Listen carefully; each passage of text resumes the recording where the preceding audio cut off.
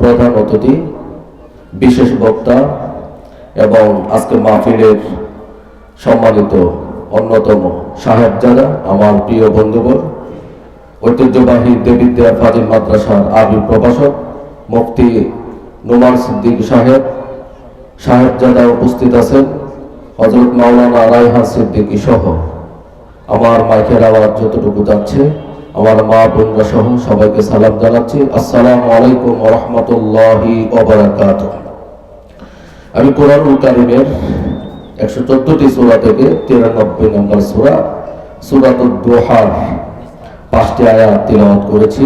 এখান থেকে কিছু কথা বলার জন্য চেষ্টা করব। আল্লাহ যেন বলার এবং মানার আমল করার তৌফিক দেন, আমরা সকলে বলছি আমিন। আল্লাহ রাব্বুল আলামিন 93 নম্বর সূরা সূরাতুদ দুহা, আল্লাহ রাব্বুল আলামিন এই সূরাটা নাযিল করার জন্য একটা প্রেক্ষাপট রয়েছে। রব্বুল আলামিনের হাবিব বিশ্বনবী সাল্লাল্লাহু আলাইহি সাল্লামের কাছে প্রতিদিন কোরআন নাযিল হয়, ওহী আসে। বিশ্বনবীর কাজ হলো ওহীটা আসা, আর সেটা মানুষের কাছে প্রকাশ করা, সেটা শেয়ার করে দেওয়া, সেটা মানুষের কাছে বলে দেওয়া। হাদিস শরীফে এসেছে বিশ্বনবী সাল্লাল্লাহু আলাইহি সাল্লামের কাছে হঠাৎ করে 15 দিন অথবা 1 মাস অথবা 2 মাস 3 মাস 6 মাস যাবত ওহী বন্ধ ছিল। এমন অবস্থায় মক্কাবাসী পাগল হয়ে গেছে মুহাম্মদ সাল্লাল্লাহু আলাইহি সাল্লামের রব মুহাম্মদ সাল্লাল্লাহু আলাইহি সাল্লামকে ভুলে গেছে। তার কারণ মুহাম্মদ যে আগে নতুন কথাগুলো বলতো, এখন আর সে কথাগুলো বলতে পারে না। এজন্য আল্লাহ নবী সাল্লাল্লাহু আলাইহি সাল্লাম হতাশ হয়ে গেলেন, পেরেশানির মধ্যে পড়ে গেলেন। না জেনে আমার রব আমাকে ভুলে গেছে, না যেন আমার রব আমার কথার মনে নাই, না যেন আমার রব আমার জন্য কোনো কষ্ট পেয়েছে, আমাকে ভুলে গেছে। এজন্য আল্লাহ রাসূল সাল্লাল্লাহু আলাইহি সাল্লাম পেরেশানির মধ্যে পড়ে গেলেন। এমনকি রাসূলের চাচী উম্মে জামিল তিনি বললেন, ও মুহাম্মদ, তোমার কাছে যে আগে ওহী আসতো সে ওহী বুঝি বন্ধ হয়ে গেছে, তোমার রব তোমাকে ভুলে গেছে, তোমার রব তোমাকে আর স্মরণ করে না, তোমার রব আর তোমার কাছে কোনো কিছু পাঠাবে না, তোমার কাছে আর জিবরাইল আসবে না। এমত অবস্থায় আল্লাহ রাসূল সাল্লাল্লাহু আলাইহি সাল্লাম যখন পেরেশানির মধ্যে পড়ে গেলেন, হতাশ হয়ে গেলেন, আল্লাহ রাব্বুল আলামিন ওই প্রেক্ষাপটে আল্লাহ রাব্বুল আলামিন রাসূলকে জানিয়ে দিলেন, ওয়াদ-দুহা والليل إذا سجى ما ودعك ربك وما قلى। রাসূল হে, আপনার রব আপনাকে ভুলে নাই, আপনার রব আপনাকে ভুলে যায় নাই। আপনার রব ইচ্ছাকৃতভাবে ওহীটা বন্ধ রেখেছেন। তার কারণ ওহীর একটা তেজ আছে, ওহীর একটা পাওয়ার আছে, ওহীর একটা ওজন জিনিসের জন্য আমি আল্লাহ রাব্বুল আলামিন ইচ্ছাকৃতভাবে ওহীটা বন্ধ রেখেছি। আপনি যেন সুন্দর থাকতে পারেন, ভালো থাকতে পারেন, রেস্টে থাকতে পারেন, আপনি যেন কিছুদিন ঘুমাইতে পারেন। এর জন্য আমি আল্লাহ রাব্বুল আলামিন ইচ্ছাকৃতভাবে ওহী বন্ধ করেছি। আল্লাহ রাব্বুল আলামিন তার হাবিবকে জানিয়ে দিলেন, ওয়াদ-দুহা ওয়াল-লাইলি ইযা সাজা মা ওয়াদ্দা'আকা রাব্বুকা ওয়া মা ক্বালা।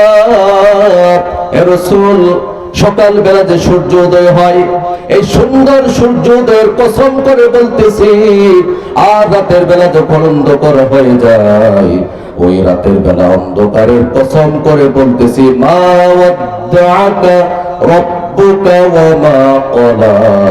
আপনার রব অবশ্যই আপনাকে ভুলে নাই।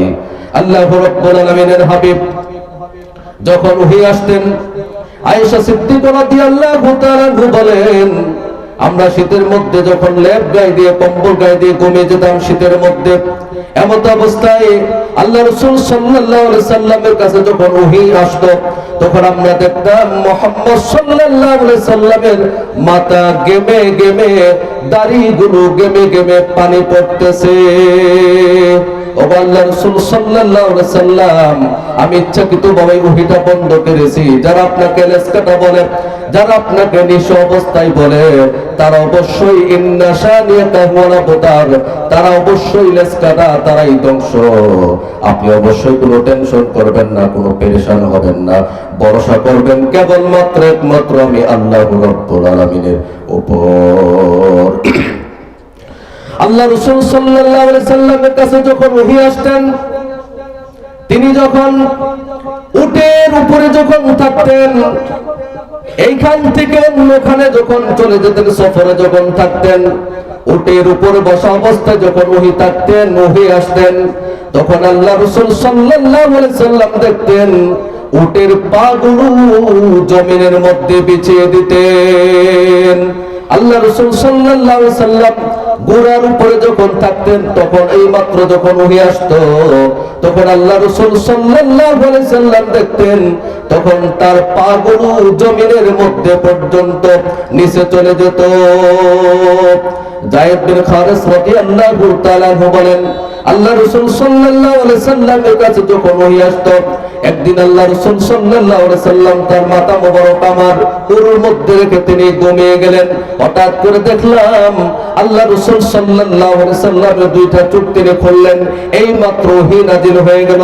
যেই মাত্র ওহী আসলো, তখন আমি দেখলাম আল্লাহ রাসূল সাল্লাল্লাহু আলাইহি সাল্লামের মাথাটা মনে হয় আমার কাছে 70 থেকে 80 কেজি অনেক ওজন হয়ে গেছে।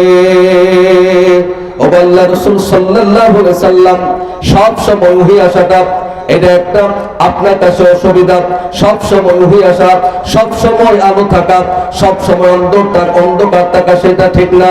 এজন্য আমি আল্লাহ রাব্বুল আলামিন ইচ্ছাকৃতভাবে আমি আল্লাহ রাব্বুল আলামিন আপনাকে ভালো থাকার জন্য, সুন্দর থাকার জন্য, আপনি কিছুদিন রেস্টে থাকার জন্য আমি আল্লাহ রাব্বুল আলামিন ইচ্ছাকৃতভাবে ওহী বন্ধ করে রেখেছি।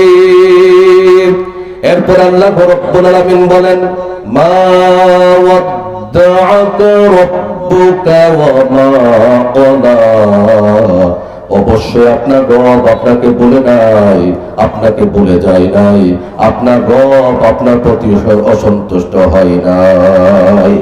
এরপর আল্লাহ রাব্বুল আলামিন সূরা দোহার 4 নম্বর আয়াতে বলেন, ওয়ালাল আখিরাতু খায়রুল লাকা মিনাল উলা। নবী হে, এই দিনের চেয়ে পরকালের জিন্দেগিটা, পরকালের দিনটা আপনার জন্য অনেক ভালো। আল্লাহ রাব্বুল আলামিন বলেন, বাল তুসিরুনাল হায়াতাদ দুনিয়া ওয়াল আখিরাতু খায়রুন ওয়া আবকা। এই দুনিয়ার চেয়ে সামনের দুনিয়াটা, পরকাল হচ্ছে মানুষের জন্য উত্তম, ওই দিনটা হচ্ছে মানুষের জন্য শ্রেষ্ঠ। আল্লাহ রাব্বুল আলামিন পরের আয়াতে বলেন, ওয়ালা সাউফা ইউতিকা রাব্বুকা ফাতারদা। নবী হে, যেই দিনগুলো যাচ্ছে, এই দিনগুলোর চেয়ে সামনের দিনগুলো আপনার জন্য অনেক সুন্দর, অনেক ভালো, অনেক কল্যাণ। আপনি সামনের দিনগুলো এত এত নিয়ামত আমি আপনাকে দিব, যে নিয়ামত গুলো দেওয়ার পরে আপনি অবশ্যই খুশি হয়ে যাবেন। আল্লাহ রাসূল সাল্লাল্লাহু আলাইহি সাল্লাম টেনশনে পড়ে গেলেন, পেরেশানির মধ্যে পড়ে গেলেন। রাসূলের মন খারাপ, আর আল্লাহ রাব্বুল আলামিনের কারণ হইল, আল্লাহ রাব্বুল আলামিনের একটাই উদ্দেশ্য, আমার নবীজির মন খারাপ যেখানে হবে আমি আল্লাহ রাব্বুল আলামিন আমার বন্ধুর মনটাকে ভালো করে দিব। আল্লাহ রাব্বুল আলামিন বলেন, বন্ধু আপনার মন খারাপ কেন? যেখানে আমার নাম সেখানে আপনার নাম, লা ইলাহা ইল্লাল্লাহু মুহাম্মাদুর রাসূলুল্লাহ, আমার নামের সঙ্গে আপনার নামটা আমি মিলিয়ে দিয়েছি। ও আল্লাহ রাসূল সাল্লাল্লাহু আলাইহি সাল্লাম, যেখানে আযান সেখানে আপনার নাম আছে, আবার ইকামতের মধ্যে আপনার নামটা ঢুকে দিয়েছি, আবার নামাজের মধ্যে আত্তাহিয়াতু পড়ে দ্বারা দুরূদ শরীফ পড়ে সেখানেও আমি আপনার নামটা ঢুকে দিয়েছি। আপনি কেন টেনশন করেন? আপনি কেন পেরেশানি হন? এমত অবস্থায় আল্লাহ রাসূল সাল্লাল্লাহু আলাইহি সাল্লাম চিন্তা করতেছিলেন, মক্কা নগরীতে দাওয়াতি কাজ যদি করতে হয়, ইসলামের প্রচার যদি করতে হয় তাহলে দুইজনের একজনকে অবশ্যই ইমানদার হতে হবে, ইসলাম কবুল করতে হবে। এই নিয়ে